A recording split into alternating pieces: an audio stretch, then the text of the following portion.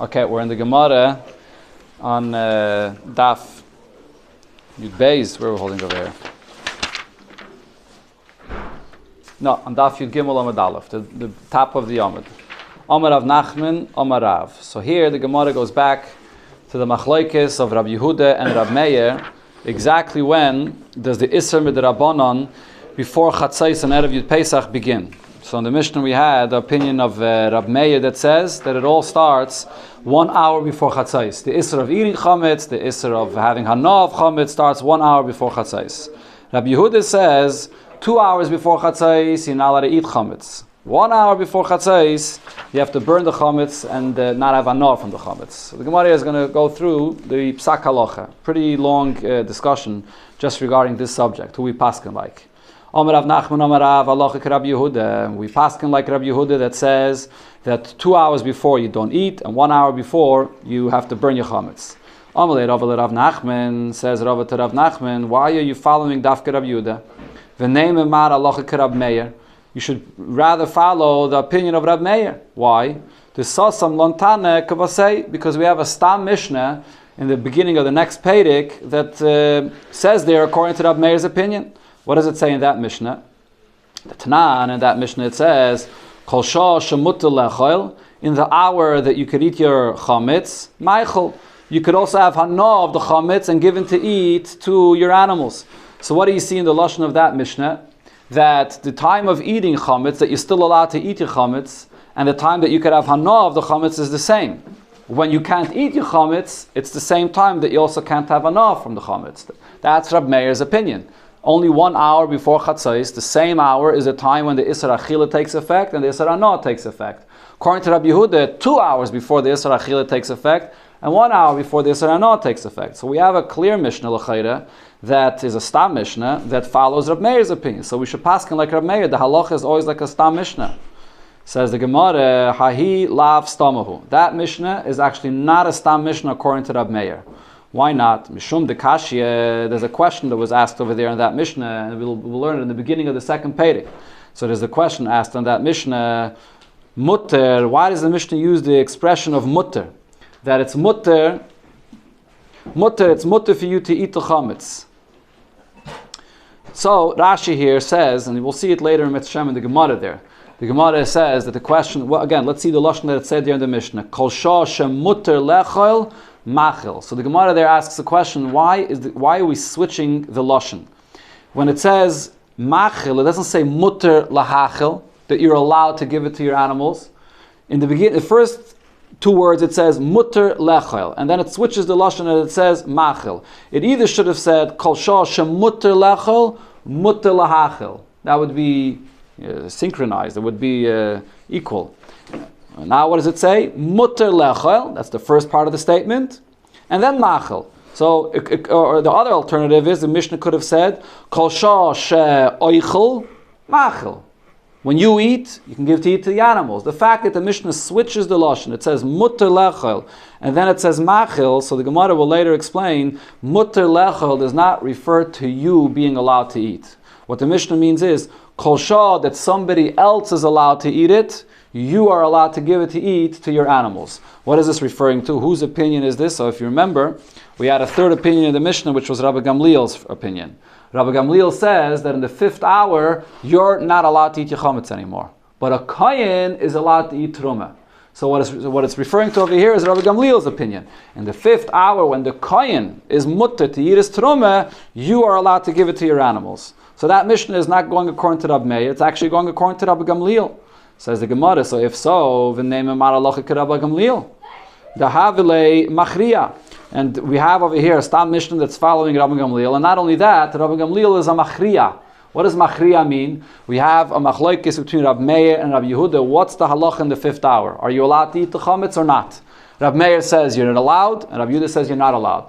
Rabbi Gamliel seems to be an opinion that makes a compromise. Why is he making a compromise? He's saying, chulin, regular chametz, you're not allowed to eat.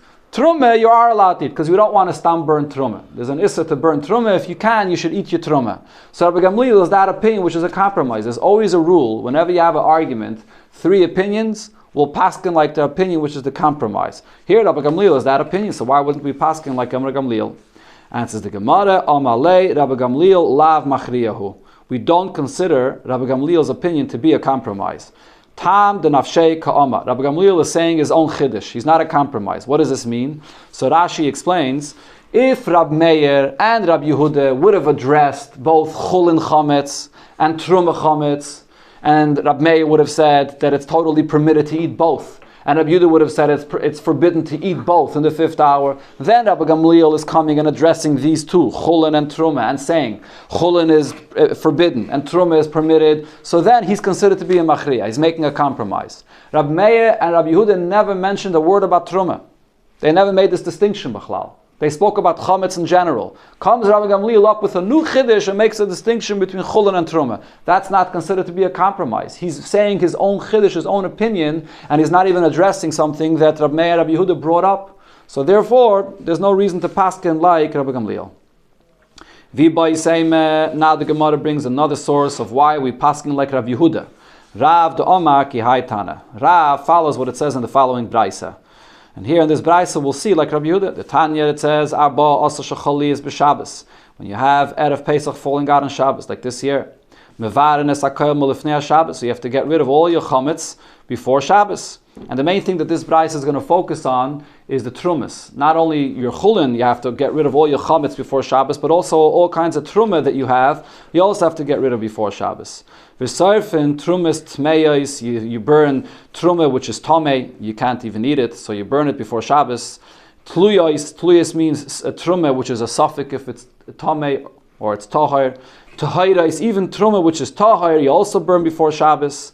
Now the chiddush over here is, Taisus points out that, at least according to one opinion, there's an isser usually to burn truma. Truma is made for the kohen to eat. You're not supposed to burn the truma. And on Erev Pesach, when you have to get rid of truma, which is chametz, you shouldn't be allowed to burn it before the last moment that it's necessary. Right? But over here, never, because it's Erev Pesach shechali is b'Shabbos, so you can't burn it on Shabbos, so you have to burn it before Shabbos. You're not going to be able to burn it on Shabbos. You'll be able to eat it on Shabbos. How much could you eat in Shabbos? You only could leave over, as we'll say here, you only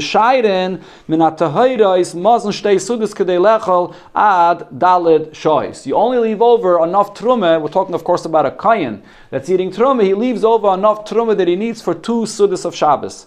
But the rest of the truma, you have to burn all before Shabbos. It's this detail.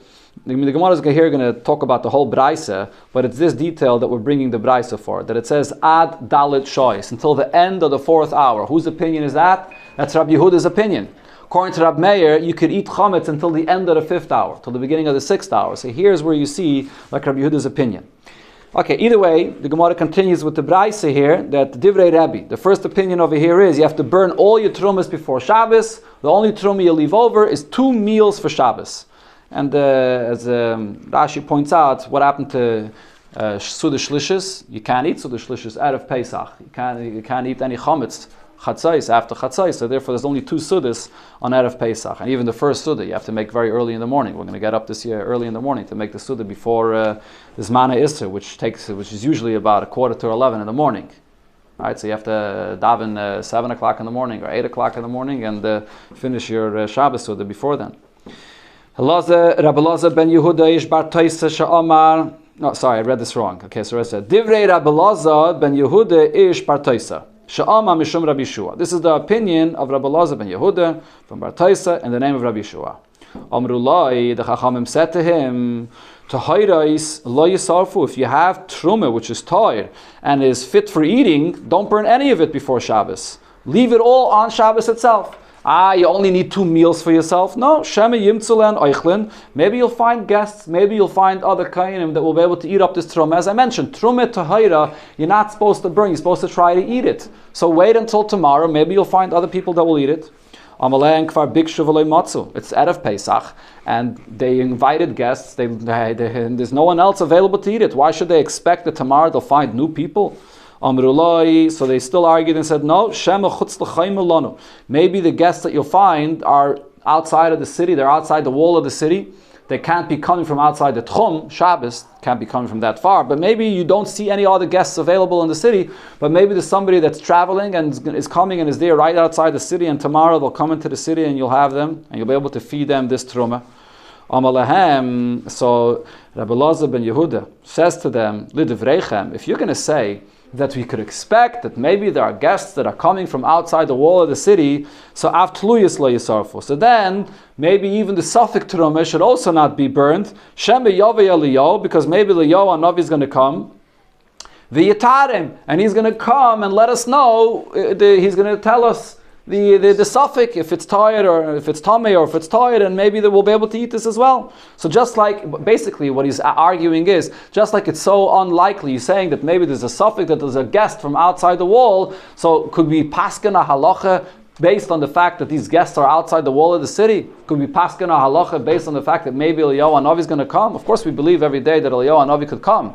But to actually say that you're not allowed, that you shouldn't be burning it before Shabbos and you should leave the truma for tomorrow because maybe these guests will come and maybe Eliyahu Hanavi is going to come. Amrullah, they answered him, they took the question very seriously, and they answered him, there's a difference. Kvar muftach len li Yisrael, she'ein Eliyahu ba loy ba'arvi shabbos loy ba'arvi yomim tovim. The Yidden were guaranteed that Eliyahu Hanavi does not come, not on Erev Shabbos and not on Erev Yontiv, mipnei ha'teirach. Because they're out of Shabbos and out of Yontif, people are busy preparing for Shabbos and Yontif, and Eliyahu Hanavi is not going to disturb the preparations of Shabbos and Yontif. We learned the whole sugya about this in the Gemara Masechta Erevin. The interesting thing, the chiddush of this Gemara is, here we're talking about Erev Yontif that's on Shabbos. So on Shabbos, you're not really, that's the whole mile of the Kviyas of this year, that Erev Pesach comes out on Shabbos. So Erev Pesach, things are calm, you can come into the Seder, the first Seder night, without the rush of the preparations. So why does it say Eliyahu Hanavi doesn't come on Erev Pesach if it falls out on Shabbos? You're not even rushing to prepare things. You're not so busy at all. Taisus asks this question in Erevin, and Taisus says apparently even on Erev Yontif, on Shabbos, you are preparing at least the meal of Shabbos. You're preparing it for Yontif. There are preparations to take place. That's what Taisus says. Kolpanim, so he says we have a guarantee that Eliyahu Hanavi is not going to come this time. There's the famous thing that it says that Eliyahu Hanavi can come even out of Shabbos and out of Yontif. It says that he won't come, so Eliyahu Hanavi himself will take care of that question as well. He'll answer it. I actually remember it saying in some Sfarim, I don't remember in other sources, to try to find it, that an akviyas like this, when it says that Erev Pesach Shechali is b'Shabbos, it says in Sfarim that it's a year that it's mesugel for Mashiach to come.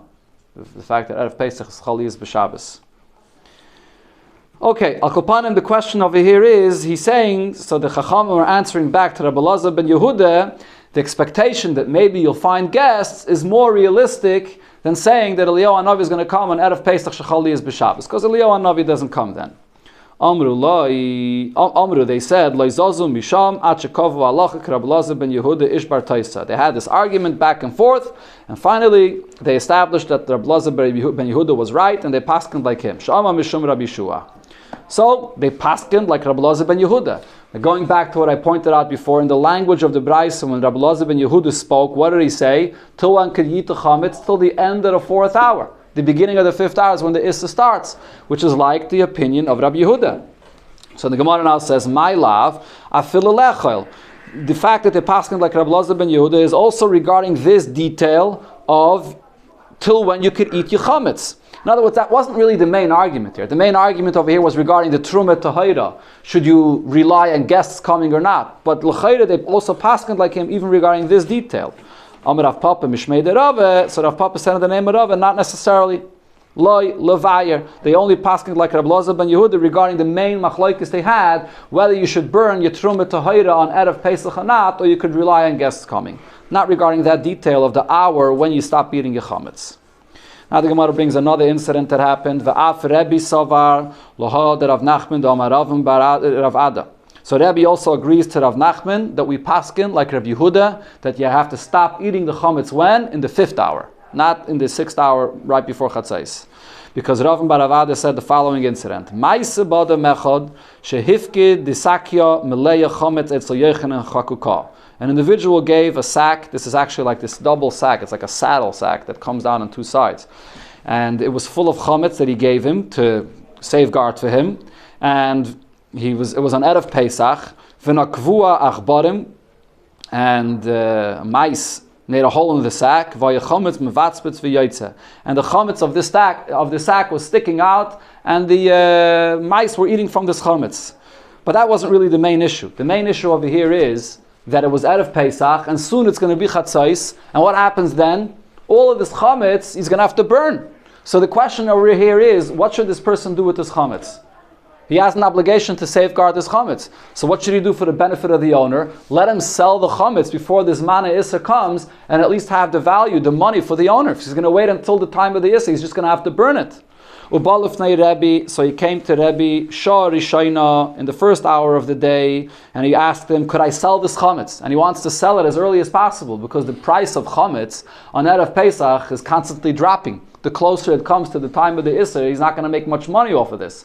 So he comes and asks Rebbe in the morning, could I sell this chametz? Amar lo hamte. No, wait, maybe the owner is still going to come and he's going to want to eat it. Shnia, the second hour, Amar lo hamte. He tells him again, wait. Shlishis, the third hour of the day out of Pesach, Amar lo hamte. He told him, wait as well. Revi is the fourth hour, Amar lo hamte. He tells him to wait as well. Okay. Chamishis, it comes the fifth hour, Amar lo tzeh moicher b'shok. Now you can go out and sell it in the marketplace, because in the fifth hour, so now you can't eat it anymore. So at this point you can't eat it, but it's the last hour that you can still have a no from it. You can still sell it. So chaparain and go and sell the chametz before you're going to have to go ahead and burn it. Say a moicher b'shuk. So now the Gemara says, my love, when he told him in the fifth hour, go sell it in the marketplace, who is he saying to go sell it to? L'nochrim. He was telling him, go sell it to a guy. You can't go and sell it to a yid, because at that point you can't eat the chametz anymore, but you could sell it to a guy to make money off of it. Rabbi Yehuda, this follows the opinion of Rabbi Yehuda that in the fifth hour you can't eat the chametz, but you could still sell it and make money off of it. Sell it to a guy, you're still allowed to have a no. So here you see that Rabbi paskin like Rabbi Yehuda. Rav Yosef, says Rav Yosef, not necessarily. Loi li Yisrael. He was telling him, go sell it to another yid in order to still eat it. Rab Meir, and we're following Rab Meir's opinion. It was close enough to this mana isser that we're not relying on the owner to come and pick up his chametz, but maybe he was telling him, go sell it to another yid, that you can still eat the chametz, like Rab Meir's opinion. Amalei Abaye, so Abaye asked Rav Yosef, Ili Yisrael, if Rebbe was telling him to sell it to another yid to still eat the chametz, nishkalei lenafshei, so why does he have to sell it to somebody else? Let him eat it himself. Let him eat it himself, and then pay the owner the value of the chametz that he ate. Says the Gemara, no, that he shouldn't do. Why not? Mishum chashada. Because him eating this chametz that he was given as a pakadon to safeguard, so there would be a suspicion. It would look like that you're just eating the chametz and you're paying the owner a cheap price for this, and you're just trying to take something for yourself. When you were given something to safeguard, don't eat it yourself. Sell it to somebody else. It looks like you're taking it for yourself and you're paying a cheap price for this. And the Gemara brings an example for this by tzedakah. The Tanya, gabay tzedakah she'elem aniyim l'chalik. Gabay tzedakah that doesn't have, he has extra money, and we're talking here actually about copper coins, and he doesn't have enough aniyim to give this money to. But what happens with these copper coins? Over time, they rust and the quality of the coins are not good, and he wants to exchange the coins for silver coins. So, partan la'acherim. So get change for your coins from someone else. Vein partan la'atzman. Don't take change to exchange the copper coins for silver coins from your own silver coins, because it is a suspicion. It looks like you're doing business with money of tzedakah with your own money. Same thing also, gabay tamchoy she'elem aniyim l'chalik. This is a tamchoy, is when you have a pantry that's made for aniyim, not money, but like a soup kitchen or a pantry that's made for aniyim to take food from it. So if you don't have enough aniyim to give it out for, moichran lacherim, you sell it to other people. But vein moichran la'atzmai, don't buy it for yourself. Mishum shenemar, there's a pasuk that says, v'yisem nikiyim Hashem Yisrael, that you have to be clean in the eyes of Hashem, in the eyes of people. People shouldn't think that you're making business with money of tzedakah. So the same thing over here, when you have chametz you have to safeguard, you shouldn't buy it for yourself, you have to sell it to others. The point is, Rav Yosef was saying, Lav Dafke, Rebbe was telling him to sell it to a guy. Maybe Rebbe was telling him to sell it to a yid, because you're still allowed to eat chametz in the fifth hour, like Rav Meir's opinion, not like Rav Yehuda's opinion. Amalei Ravada b'masna l'Rav Yosef. So Ravada Masna tells Rav Yosef, notice it's not true. Befeidish amritlan, you clearly told us tzeyu meichron lenachem Rav Yehuda, that Rabbi said go and sell it to a guy, like Rav Yehuda's opinion. So again, Rashi brings up over here something we had a lot of times before, and also Masechta Erevin, that Rav Yosef at a certain point was not well, very not well, and he forgot a lot of the things that he taught. And this is another example. Rav Yosef forgot what he had told them, and Abaye came Over here, who was it? Rav Ada bar Masna. Usually it's Abaye. Rav Ada bar Masna came and reminded him something that he forgot, that he taught them. Okay, so this is the conclusion of the Gemara, and this is what we paskin like, of course, like Rav Yehuda's opinion. Just one interesting thing to point out, there's actually a machlekes in Achrayim regarding this case over here, when a person takes a pekadon of chametz, and then it comes out of Pesach, and he's going to have to burn this chametz. According to the Magen Avram, if the person, the shomer, that's safeguarding this chametz, doesn't go and sell the chametz, he's going to have to pay back the owner for the chametz. Because part of your obligation of safeguarding the chametz includes also to sell it to a guy in order not to have to burn it. If you didn't sell it to the guy and then you go ahead and burn it, you can't say, I'm sorry, it was his mana isser, you didn't come to pick it up. The guy never made up a time with you, he gave you the chametz. Part of your obligation is to sell it to a guy when the time comes. That's the Magen Avram's opinion. But most Achronim disagree, and the Alter Rebbe and Shulchan Aruch and Siman Tov Mem Gimel says, no, that's not part of the obligation of the shomer. You have to safeguard the chametz itself. But to actually go sell it to a guy in the Zman Esa, that wasn't part of your obligation. If you don't, and you burn it, you're potter. There must be a relevance of the Makuach, but it wasn't just because my sister. Yeah, it's true. And a Chanami. And the relevance is for the next piece of the Gemara that we're going to read right now. Good, very good. Rav Yosef says. Now the Gemara is going to focus on another detail over here regarding selling it. Is he of a chlal allowed to go and sell it in order that he shouldn't have to burn it? According to who do we follow over here? This whole discussion, this whole story that we had, according to who does this go? Shmaita the Rebbe. This psak din of Rebbe, that Rebbe tells him, go and sell it. It follows the opinion of Rab Shimon Gamliel. The Tanan, we learned in a Mishnah, Hamafgit Peiris Eitzach Haveiroi. If a person gives somebody fruits to safeguard, even if you have peiris, that if you're going to leave them, they're going to rot, they're going to or mice are going to eat it up, and you want to go and sell it to somebody in order to be able to get the value out of these fruits. The owner didn't come and pick it up. You're not allowed to touch it. Rab Shimon Gamliel says, no, you should. Go to Bezdin, sell it for the purpose of a Shavas Aveda in order to be able to give back the money to the owner. So you see over here, a machlokes, the Tana Kama says, even if you have fruits that are going to get ruined and are going to rot, it's not your problem, it's not your issue. You leave them there, he gave them to you to safeguard, you're not allowed to touch them, you're not allowed to sell them. So over here, Rebbe said, go sell the chametz before this mana iser. It can't be following the opinion of the Tana Kama in this Mishnah. It's going only according to Rab Shimon Gamliel. Amalei Abaye says, no, not necessarily. V'lav itmaral, didn't we learn about this? Amar Rabba bar Bar Chana, Amar Rab Yechanan, lo yishanu ela b'chdei chesrainan. The argument over here between the Tana Kama and Rab Shimon Gamliel is when you have something that's becoming, it's going to rot or it's going to ruin only naturally, according to how much it usually rots. But if it's something that the owner would have never expected to happen, something that's becoming totally ruined, so then everybody would agree that you could sell it. Over here by the chametz, when the Zman Esta comes, that you're going to have to burn the entire chametz, even the Tana Kama would agree that this is not just that it's getting spoiled or the bread is getting moldy. You're going to have to totally destroy it and burn it. Even the Tana Kama agrees that you're allowed to go and sell it.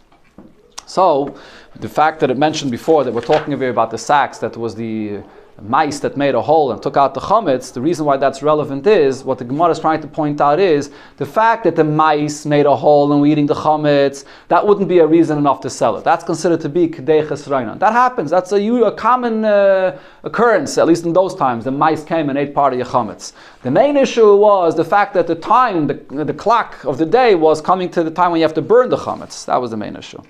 Why isn't he still the actual hardin and the what? Chametz? Why doesn't he sell the actual chametz to the guy for Pesach only, so that person comes back and has his... Okay, and Chanami, you could also, the concept of selling chametz to a guy just for Pesach, it's not befurish in the Gemara, it's in the time of the Rishonim, but after that thing was established, you could do that as well. Our minig is that we sell even chametz gomer. In the Welt, they don't sell chametz gomer, and they more nizzer not to sell. But when the Gemara over here doesn't talk beferish about the union of selling chametz to a guy. There's maybe one place we'll see. It's also a different gather, because if I'm selling it now, I'm getting the money for it. Now the money is... It's here. That's it. You have the money, and I'm selling it on the smach that I'm going to buy it back later on. So, and he didn't give reshus, so he's not. Okay, could be it's different.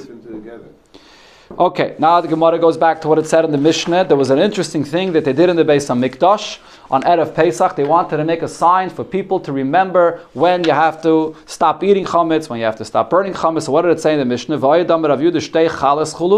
were 2 chalas from the carbon taida that were pasul, and they placed them on a bench. And when both chalas were there, they knew they could still eat chametz. When one was taken away, they knew that they have to stop eating. When both were taken off of the bench, they knew that they have to burn the chametz as well. So the Gemara says, where exactly did they put it? Tanya Tana Kamed Rav Yehuda al Gav ha'Itztaba. They put it on a bench. In the Har HaBayis, they had benches for people to sit there. So they put it on top of a bench. Amalei, so he asked him, are they putting it on a bench in a place where it's not exposed for people to see? These were benches that actually had like these benches in these bus stops where you have a bench and you have a roof over it. So they had a bench with a roof over it. So if you're putting these breads of the carbon taida on the bench, people won't even notice it. So what's the point? So Tani, rather he said, you have to learn what they did is al gag ha'Itztaba.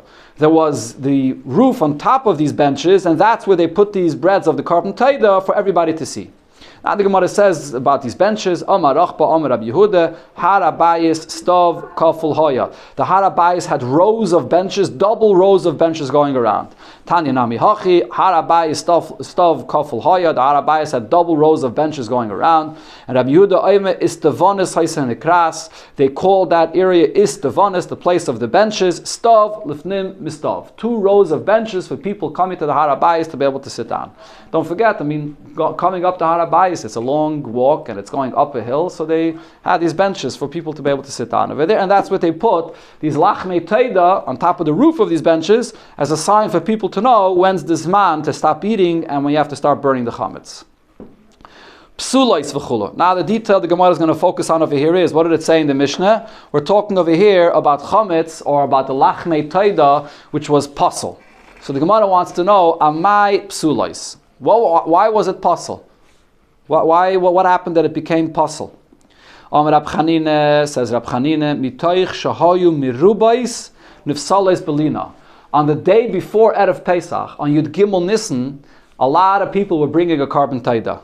And because of that, carbon taida is a carbon that you could only eat the basar and the lechem of the karbanis for one day and the following night. So they only had that day of Yud Gimel Nissen to eat it, and that night. The following day in Erev Pesach, it's already Naisar.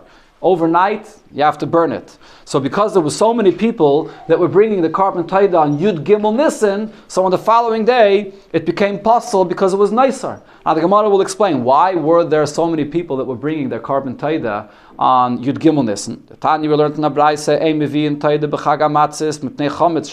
you can't bring a carbon taida on Pesach itself, because the carbon taida has 40 different breads that have to be brought with it. There's different types of breads. 10 of them are chametz. So you can't bring on Pesach the carbon because it has chametz. That's what it says in the Braise.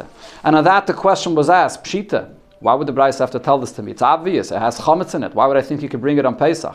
Amar Ravada Barava. So Ravada Barava explains, Hacha b'yudal raskinon. What this Braise is telling you, even on Erev Pesach, you can't bring it either. Even on Erev Pesach in the morning, when you could still eat chametz, and why not? Because he holds, ein mevi'in kotchen lebeis hapsul. You're not allowed to bring a carbon in a time when you have a very short period to eat from the carbon. And in this case, you have a very short period to eat your chametz. If you're going to bring it in the morning, if you're going to bring it right away in the morning, you only have 6 hours. You have to bring it in a time where you have the full duration of the time to be able to eat it, which is a day and the following night. Over here, you're shortening the time, so you're going to bring it lebeis hapsul. It's possible that you're going to have to end up burning it. So you're not allowed to bring it on Erev Pesach either. So if so, what happens? So everybody would bring a carbon taida when? Not on Pesach, not on Yud Daled Nissen either. When would they bring it? On Yud Gimel Nissen. So because there were so many people that were bringing it on Yud Gimel Nissen, and again, don't forget, we're talking over here about people coming to be Oile Regel, and you probably had a lot of people that had to bring a carbon taida from the whole winter, from the whole whatever, they had obligation, and they waited to come, and finally they're here. They couldn't bring it on Pesach, they couldn't bring it Erev Pesach, so it was all brought on Yud Gimel Nissen. So Nefsal is Belina. So they didn't manage to eat up all the breads, and therefore the next day they had nicer, and that's the breads that we spoke about that they placed over here on the bench. Okay? How many breads did they put on the bench? Only 2. They put 2 breads on the bench, and then they took 1 away, and then the second one away. Yeah, even though there was l'chayda more, but they had a lot that was puzzle, and they put it on the bench. Okay, this is one pshat of the Mishnah, why it became puzzle. Mishum Rabbi Yana Yamru, Rabbi Yana says a different pshat. It wasn't 100% puzzle. Ksheidis hoyer. Really, it was kosher. So there's different reasons the Rishonim say why Rabbi Yana disagrees with this pshat. One of the simple reasons he says is, who eats these breads of the carbon taida? Most of these breads are actually eaten by the owners that are bringing the carbon. It's only 4 of these breads that go to the kainim. Most of the breads are eaten by the owner. So what's the problem? You had a lot of people that were bringing carbon taida, so each person was able to eat his breads. If it's the kainim that have to eat all of these breads, so then you could understand that they couldn't eat all of it in one day. But each owner eats their own breads. So what's the problem? One person can't eat so much. One person can't eat so much bread. For him and his family? Each person for him and his family? Yeah. So there's other reasons also on the Rishonim, but this is one of the reasons. So therefore Rabbi Yana says another pshat. Really, we're talking over here about the bread of the carbon taida, which was kosher. Ve'ela amai kari luhu psulais. When we're using the term psulais, it doesn't mean that it became nicer overnight. Rather, what happened over here is shalei nishchat aleyan hazevach. We're talking about a situation of breads from a carbon taida that were prepared for a carbon taida. They were makdashit, they designated it for the carbon taida, but the carbon taida wasn't shechted yet for it. And the halacha is, regarding the breads for a carbon taida, once you were makdashit, you designated it for the carbon taida, you can't eat this bread until you actually shech the carbon taida. As we'll see in a moment, these breads were brought as a tafel, as a secondary to the actual carbon itself. Once you shech the carbon, you eat the breads. These were breads that were prepared for the carbon taida, but they didn't shech the carbon yet, and therefore it's not really possible, but it's also asr to eat them. And that's why they put them out over there on the bench. Asks the Gemara, v'nishchait. So what's the issue here? They didn't shech the carbon yet, so shech the carbon, so they'll be able to eat it. Why are they putting it out on the bench and then they're going to have to burn it? Let them shech and eat it. Says the Gemara, she'avad zevach. The case that happened over here was the animal, the carbon taida that was designated for the breads, was lost. Asks the Gemara, so what's the issue? V'naisi zevach ache v'nishchait. So bring a different animal and shech the carbon taida for these breads. Answers the Gemara, no. In this case, it's not possible. Why? The Amar zu taida v'zu lachma. When the person was makdish, the animal, and this bread, he clearly spelled out that this is the bread and this is the animal to go along with this bread. So if this animal gets lost, you can't replace it with another animal. Rabba, this follows Rabba's opinion. The Amar Rabba.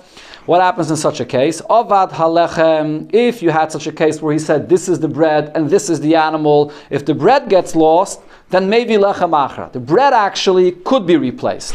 Of the taida, but if the animal, the carbon taida itself gets lost, ein maybe taida acheres, you can't replace it with another carbon taida. Why not? What's the difference?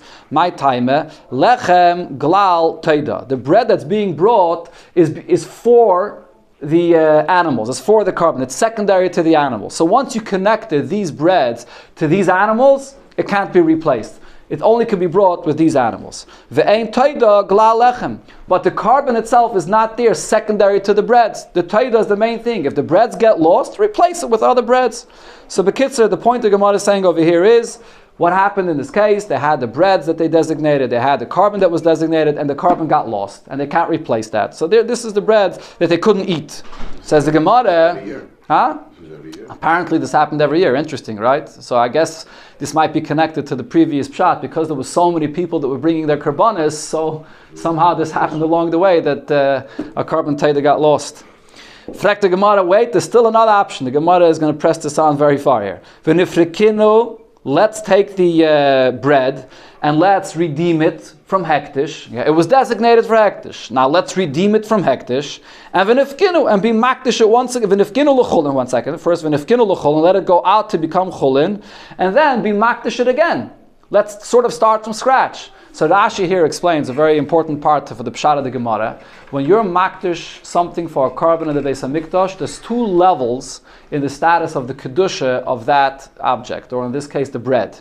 There's one status of kedusha which is called kedushas damim, which means only the value of it is hektish. And you could still redeem it. The significance of the fact that it's only the value of it is that you could still redeem it and take it back to yourself. But then, once a carbon is actually brought, it gets a status of which is called a higher level of kedusha. It's called kedushas haguf. Now it's not just the value of it has kedusha, the actual item itself has kedusha, and it's not redeemable. So the question of the Gemara over here is, what happened? They were makdish the bread, and the carbon wasn't brought yet. When you're makdish the bread, and the carbon wasn't brought yet, it doesn't have the higher status of level of kedusha. The guf, the bread itself is not holy. It's only the value of the bread that's holy, and you could redeem it, and then be makdish it again. So you have a problem that you can't bring them together with the animals because the animal got lost. So let's start from scratch. You should go and redeem it, and then be makdish it again, and bring it with another carbon taida. That's the Gemara's question. Says the Gemara, you're right, this is a very good question. We're going to have to switch the case a little bit. What happened over here is, the animal didn't get lost. The animal was shechted. But something else happened. The blood was spilled out, right? So, of course, in a carbon, there's two parts to the process. You have to shecht the carbon, and then you have to sprinkle the blood on the mizbeach. And as Rashi explains, what's the difference? And we'll see here now the Gemara is going to bring from Rebbe's opinion. When you shecht it, so now your bread becomes the status of the level of kedusha of the breads goes up, that you can't redeem it anymore. Now it's kedusha saguf, you can't redeem it. However, you still can't eat it until you sprinkle the blood. So that's exactly the case that happened over here. They shechted the carbon, but they did not sprinkle the blood spilled, so they can't eat it. Well, Kaman, whose opinion does this follow? Kerebi. The Omar Rebbe, Shnei dvaram amatirin, Mailin, Zeh, Beloy Zeh. There are the two things that are matter to eat the bread of the carbon taida. What are the two things? You have to have shchita and the zrika of the blood. The shchita alone is not enough. The shchita and the zrika.